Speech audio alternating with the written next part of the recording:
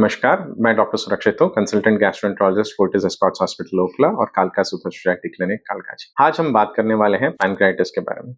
पहले पैनक्रियाज क्या है? पैनक्रियाज एक डाइजेस्टिव ऑर्गन है जहाँ पे डाइजेस्टिव एंजाइम सेक्रेट होती है और इंसुलिन सेक्रेट होती है, अलग-अलग हार्मोन्स सेक्रेट होती है, जिस वजह से शरीर का शुगर लेवल्स मेंटेन होती है और खाना डाइजेशन होती है। पैनक्रियाज में जब सूजन आता है उसको पैनक्राइटिस बोलते हैं। पैनक्राइटिस में दो तरीके होते हैं, एक्यूट पैनक्राइटिस या क्रॉनिक पैनक्राइटिस। एक्यूट पैनक्राइटिस सडन अटैक होती है, क्रॉनिक पैनक्राइटिस काफी लंबे समय से कुछ महीने तक चल सकती है। एक्यूट पैनक्राइटिस का कारण क्या क्या हो सकती है? सबसे इंपॉर्टेंट कारण गॉल स्टोन्स जो पित्त की नली में आके फंस के पैनक्रियास की डक्ट को ऑब्स्ट्रक्ट कर सकता है, जिसकी वजह से पैनक्राइटिस होती है। Other major cause is alcohol. कुछ और रेयर कॉजेस होते हैं, वो ऑटोइम्यून पैनक्राइटिस बोलते हैं, या कई बार शरीर में कैल्शियम बढ़ने की वजह से या ट्राइग्लिसराइड्स बढ़ने की वजह से।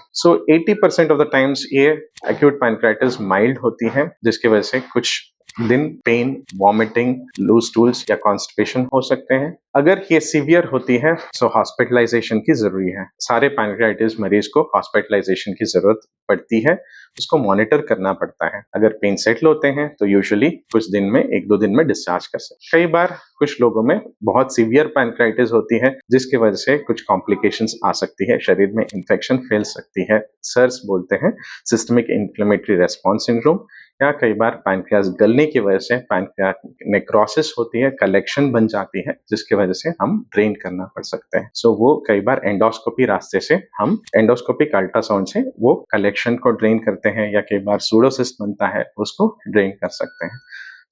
पैनक्रियाटिस एक सीवियर डिसीज हो सकती है।